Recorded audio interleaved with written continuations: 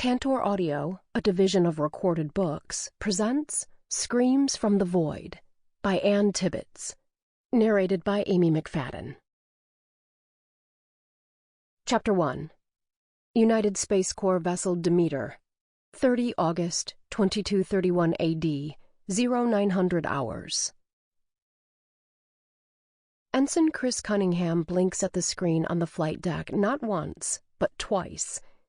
It's too ludicrous to be true. But there it is, a blip on the monitor as bright as a comet, and coming straight at them. "Captain?" Chris forces her eyelids closed, then reopens them. Still there. Fuck! The captain leans back in his command chair and stretches. His hands graze the ceiling of the battered flight deck. Chris suppresses a sigh. He must have fallen asleep again. He does that, especially when the botany team is on a planet's surface and they're left in orbit, waiting for hours. "What?"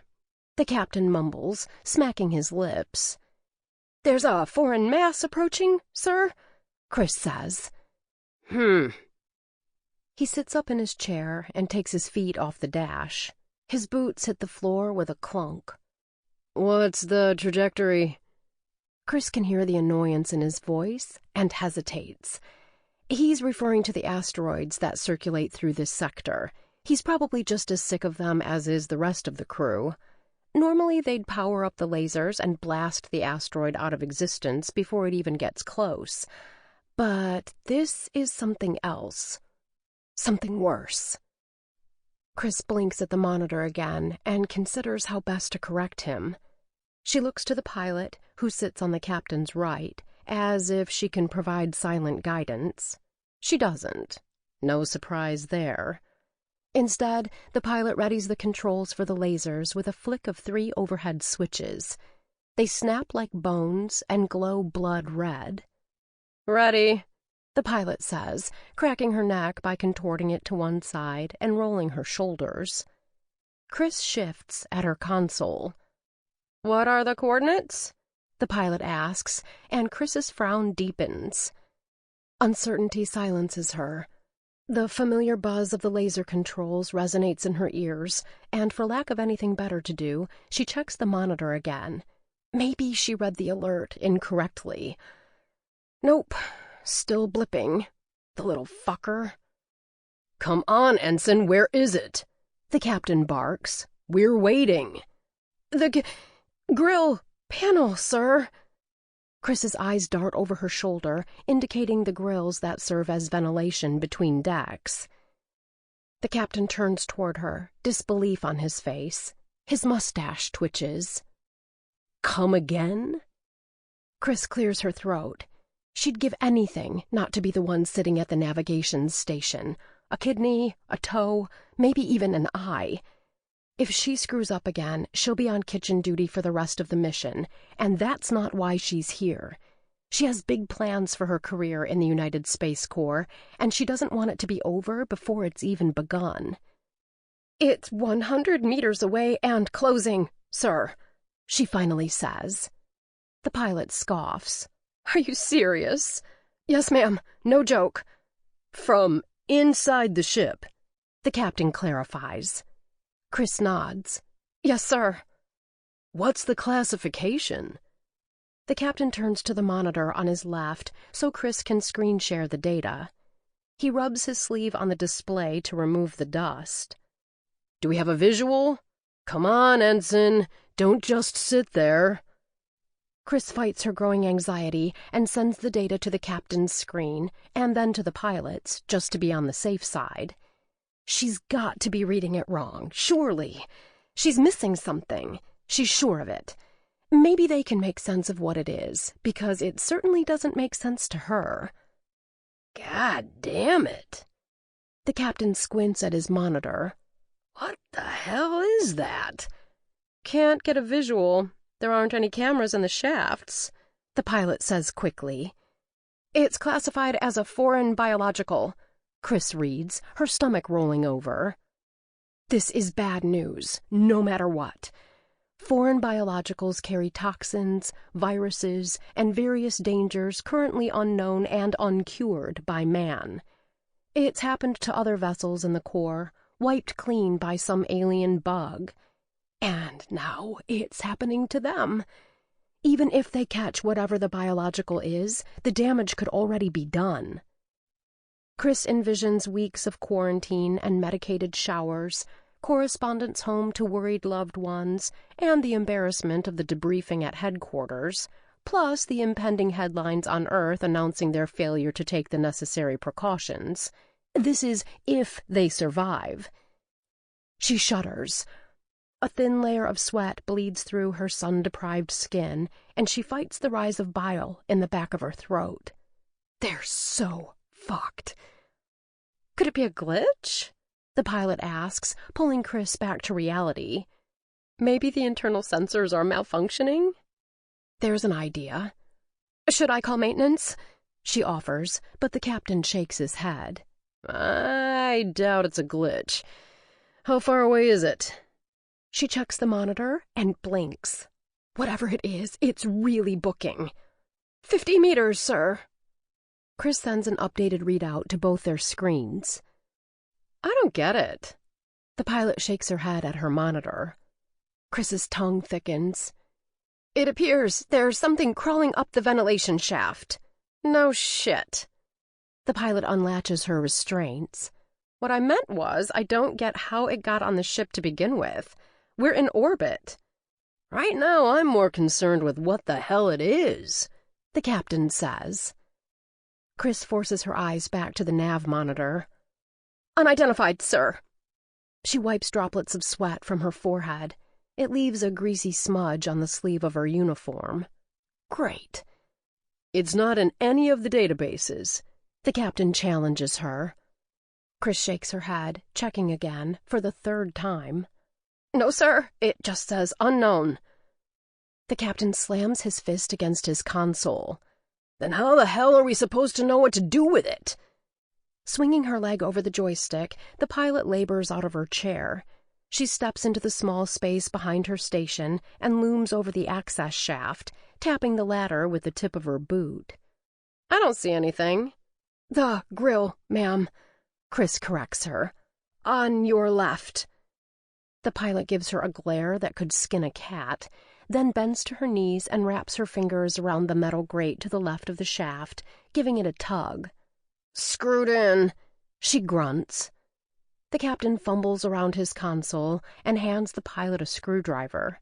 She places it directly over the first screw, flicks the switch, and lets the magnets do their job. Hurry up, the captain grumbles at her. And let's hope the damned thing is docile. That's more than likely, the pilot sighs. An aggressive species would have attacked by now or made itself known sooner. My guess is we picked it up on Gliesa 163C. What makes you say that? The pilot shrugs at the captain. Most advanced ecosystem we've encountered this whole trip. Wouldn't surprise me if we missed biologicals. It seemed odd to me we didn't see any to begin with. That was 2 planets ago, the captain says. 25 meters and closing, Chris says. She wipes more sweat onto her sleeve. Should I alert the crew? No. The captain unlatches his restraints and stands to assist the pilot. Let's not cause a panic while the team is away. Not until we figure out what it is. The pilot places the first loose screw into the pocket of her flight suit. I still don't see how it could have gotten aboard, though. We were so careful. The captain runs his hands through his hair. Maybe while we loaded the specimens, it snuck on? Although I'm not sure how that could have happened, given that the airlock is so small. This is insane. Where's Sorrel when you need him? Want me to call him up? Chris suggests. It makes sense to ask the payload supervisor to come. Maybe he has an idea what to do with it. Besides, that will bring one more senior officer to the flight deck, and then Chris will get dismissed, she hopes. The captain nods. Yeah, call him. With relief, Chris presses her finger to the ship's intercom control on the dash of the navigations console. The button jams. She wiggles it with her thumb, and it finally catches. "Sorrel, report to the flight deck, please." She adds that last word by accident, and cringes when the captain raises an eyebrow at her. The pilot drops the second screw onto the floor and bends over to retrieve it. "Son of a bitch! Would you quit clowning around and hurry up?" The captain barks at her. "I'm trying." The captain turns his attention to Chris. "Did we miss any documented biologicals on Gliesa 163C?" She types on her monitor, pulling up the information. "No biologicals listed except for plant life, sir." Maybe it wasn't Gliesa," the pilot points out. "It could have been in any number of the planets, and just been lurking about the ship all this time." "There's a comforting thought," Chris says. The intercom squeals to life. Sorrel's craggy voice sounds up from the dented speakers above Chris's station. "I just started eating. What's up?" The captain reaches over Chris's shoulder and presses the intercom button. "Just get your ass up here." "Yes, sir," Sorrel responds, sounding dejected. "If this is a previously undocumented species, Captain," the pilot says, full of excitement, "we'll make the universal news feed." "Save your celebration for after we have it contained," he grumbles. Chris agrees. Another blip on the nav monitor catches her attention. 10 meters. The pilot has the last screw out and pockets it. She pulls the heavy iron grate up and quickly hands it to the captain. Getting on her hands and knees, she peers down into the shaft. "I need a torch," she says. The captain hands her the flashlight from his utility belt. "See anything?" "I think so. It looks furry." "Careful," the captain says. "Could be aggressive." "Oh, man." Chris reaches across her console to raise the alert level to yellow. She does so without asking for the captain's approval, but he doesn't seem to notice. He's looking over the pilot's shoulder into the shaft. The vent grate rests on his hip. "What are we going to do with it once it gets here?" Chris hates the fear in her voice. She unlatches her restraint so she can move about the flight deck, hoping to find some sort of weapon, but damned if all the laser rifles aren't locked in the armory 2 decks down. "Let's herd it to the airlock and release it out the bay doors," the captain says. "That's assuming it wants to be herded." Chris wrenches the fire extinguisher off the wall. "You're just going to release it into outer space?" The pilot peers down the shaft and then back up to the captain. "Better if we kill it. Then we can take fluids, tissue samples, and a detailed scan afterwards." "I say we use the bay doors," the captain says. "Better it emits whatever toxins it's carrying out into space than in here, if it's not too late already." As if Chris hadn't just said it a moment ago, he asks, "What the hell are we going to do with it?" "Is there anything in here we could restrain it with?" "We could push it back down the grate," Chris suggests. "Force it onto the other floors. If it gets loose in here with the controls, the whole ship could be floating dead in space by the time we catch it." The captain scans the flight deck for something useful. "Good point." Chris barely has time to register the compliment before the pilot shrieks, "There it is!" "How big is it?" The others ignore Chris's question as they peer down into the shaft. "What class is that?" the captain asks. He shifts the metal grate on his hip. "Looks like a mammal," the pilot says. "The fur is silver, 4 legs, maybe 6. 2 eyes. Nope, 4. 2 on each side of its head. It's about as big as a dog. Look at the size of that mouth." "Hold on. It stopped." "Good. It's probably scared." The captain relaxes his posture. "Ensign, call Sorrel again and see if he can't bring some sort of container we can keep it in." Chris nods and backs up toward her console, too petrified to speak. The pilot leans away from the shaft. "Get ready, it's moving again." She holds the flashlight in her hands like a club. In a flash of gray fur, the creature erupts from the shaft and lands on the flight deck door, on all 6 of its muscular, hairy legs. Chris stifles a scream and backs up into the navigations console as far as she can, pressing her spine against the controls. The creature's 4 unblinking eyes scan the flight deck and the officers, allowing them time to watch the animal. The pilot's description is accurate. It has 6 padded paws and a large mouth. Its bulbous head and slender body sit motionless atop the vent shaft as it watches them. It's not tall and only comes up to just under the captain's knees. There's a ripple across the beast's shaggy fur, as if the animal has a chill, and the hair changes color to match the flight deck controls in one fluid motion. With the creature's coat matching the environment so closely, it becomes virtually invisible.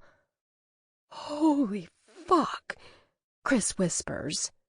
"Don't move," the captain says softly, and his voice causes the beast's eyes to turn toward him. He labors to quietly lift the vent grate up off his hip. "Maybe we can knock it out." In an instant, the creature lowers itself close to the floor, and then windlessly lifts into the air. Before anyone can move, it launches at the captain's chest, legs extended. "What the—" he starts to say. Dropping the grate in his hands with a clatter, the captain yelps and attempts to step aside, but he's too slow. Massive talons the size of scissor blades emerge from the creature's paws mid-flight and pierce straight into the captain's torso, cascading a mist of blood in all directions. Shock and pain cross the captain's face as his skin fades to ashen white. The beast opens its colossal mouth and clamps his jaws onto the captain's throat. With a sharp twist, it rips the flesh wide open, splattering the pilot and Chris with a wave of bloody meat. The pilot screams. Chris releases the safety on the fire extinguisher and fires once, but the foam doesn't slow the creature in the slightest. The captain's eyes roll back into his head. His body collapses backward onto the main controls, and he splays out, slapping numerous controls when he lands. The dash blazes alive with warning lights. With both arms at full swing, Chris heaves the extinguisher, thrashing the creature off the captain's limp body. Both it and the extinguisher crash into the pilot's chair. In the meantime, the pilot makes a mad dash for the ladder. Chris watches with mounting horror as the creature recovers from the extinguisher's blow. It twists around as if it had never been struck at all. Maneuvering without a whisper, it spins and leaps back into the air. Claws extended, it pounces on the pilot's back with a growl. She's 3 rungs down when the beast plunges its talons into her back. Barbs as strong as vices shred her body to ribbons, pressing and slicing into her flesh like hot steel. Chris shrieks. The creature reaches through the pilot's spinal cord and pulls back her beating heart. Blood and tissue spew across the entire flight deck and controls, burning Chris's face like acid rain. With her back pressed firmly against the navigations console and nowhere to run, Chris can do nothing but scream. "No! Oh, God! No!" The creature drops the pilot's shredded body, then turns to face her. For a brief moment, it considers her, turning its head from side to side as if waiting for something. It's all Chris can do not to die from fear. Just as she feels the slightest hope that it will turn away, the animal bounds forward with a silent leap, separating her head from her sweat-covered body with one slice of its front razor-like hooks. Chapter 2. Planet Gliese 581G, 30 August, 2231 AD, 09:15 hours. Technical Sergeant Pollock stares at the crevasse and mentally calculates her odds. Not bad, but not great either.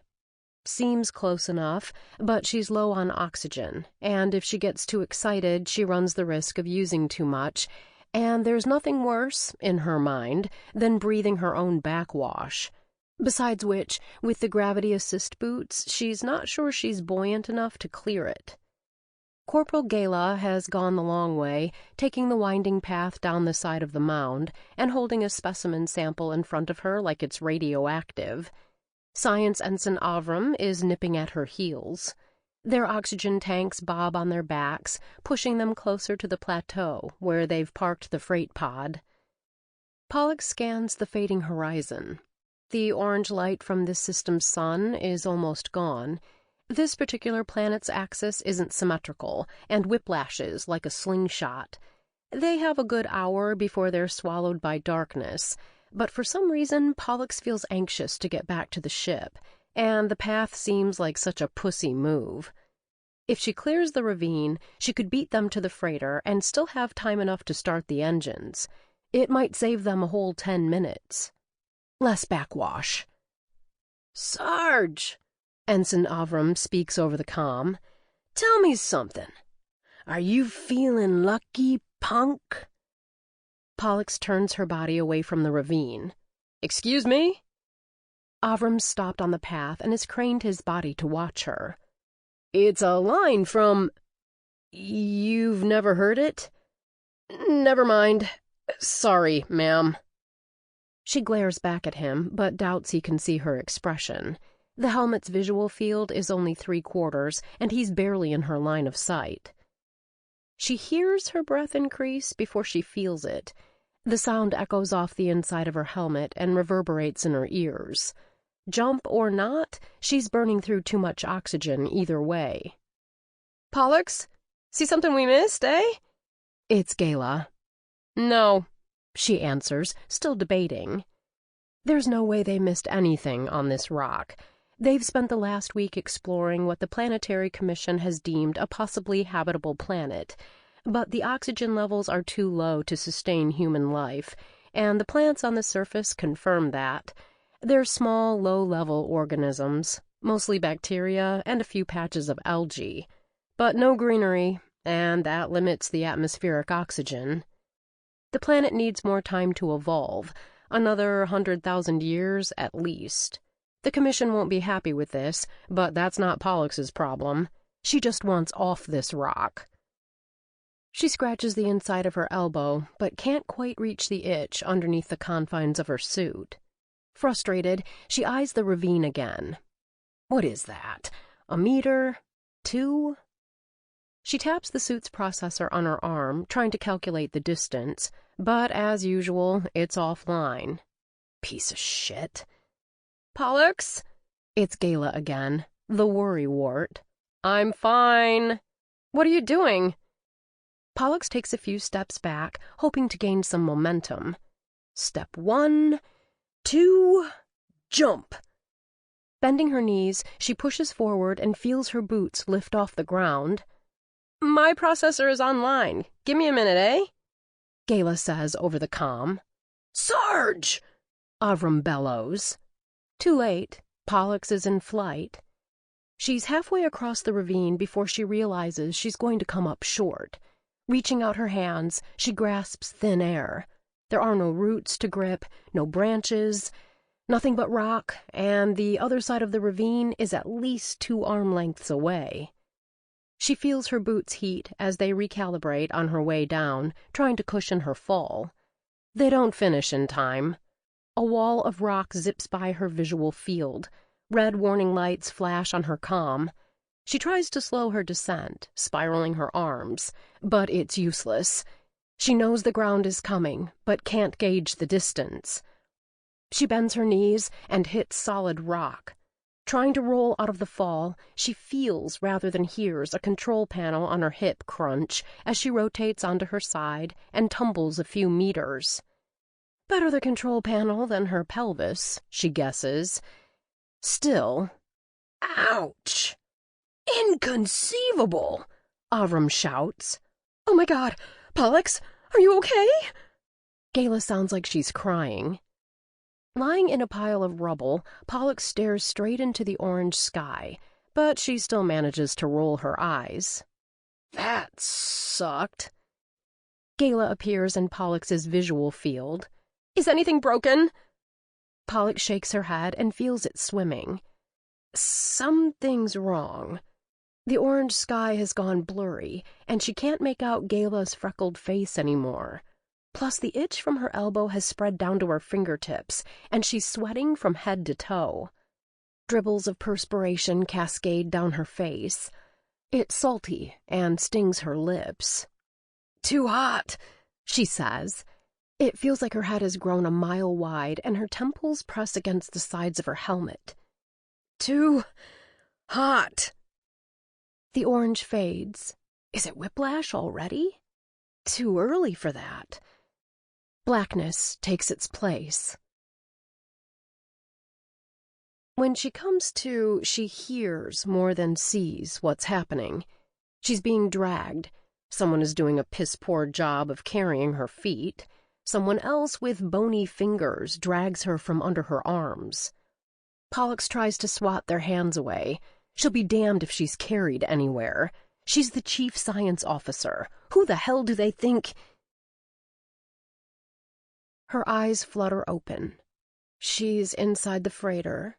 Someone shouts. She wants to shush them. Every syllable makes her head grow a meter wider. It's pressing on the inside of her helmet like a goiter. Why aren't they moving? What is she doing on the floor? Her mouth isn't working. God, the itch. Her arm is on fire. She shoves her hands on the floor, attempts to sit up. Someone pushes her down. If she ever finds out who that motherfucker is, she's going to bash their head in. She hears the docking sequence sensors ring in her ear. The computer, for some reason, has its emergency protocols in play, and they're burning up as they exit the planet's atmosphere. They must be. It's so fucking hot. Demeter, 30 August, 2231 AD, 0930 hours. The circuit boards of the control panel dangle from red wires like corpses on the gallows. If there were a breeze, they would waft from side to side. But since the greenhouse has the stagnant air of a sauna, the circuits only hang, suffocating. All Mechanics Ensign Raina can do is tuck a tuft of wayward hair behind her ear, wipe the sweat from her palm onto the pants of her uniform, and rebuild the lifeless boards, piece by piece. Above, her boss looms, which is difficult for him to pull off since he's only 5.5 feet tall. Still, he's a good half-foot taller than she is, so he manages. Sergeant Osric's beaded upper lip purses as he judges her every breath. "Why are you so fucking slow?" Raina doesn't answer. Truthfully, no matter what she says, it'll only set him off. It takes great effort to swallow her reply. She concentrates on the control panel and fixes a short, but the warning lights above flash yellow and draw her attention. Again. She can't help it and opens her mouth. "Why are we on yellow alert?" Osric snaps his fingers in her face. "Focus, will you?" She bites the inside of her cheek to keep from saying something rude. "I just thought maybe we should find out why we're on yellow alert." "Why?" he asks. "So the captain can pontificate for an hour about asteroid field safety? Fuck that. Just do your job." "Wait, hold on a second. What are you doing there?" Her hands float in position over the pieces of control panel. One look at Osric's face and she knows what's coming. Good God. Here we go again. Meltdown in 3, 2... Did you just... In a fit of disgust, he grips his bald head with both his palms and runs them across his scalp, scrunching his skin like rolls of leather. "That's not a regulation repair. Again. What the hell are you thinking?" She follows his gaze back to her handiwork. Almost immediately, she realizes her mistake. She'd been thinking that the current control panel in the greenhouse is an antiquated pile of shit, and that this new design, her design, is far superior. Like most of the electronics aboard the Demeter, the panel needs an upgrade. But given that she's only a first-year ensign, nothing more than a trainee, and on her very first mission with the Corps, she doesn't have much of a leg to stand on. She realizes her mistake is not in making the upgrade, but in not proposing it to Osric for his approval first, thus making the decision his. Sample complete. Ready to continue?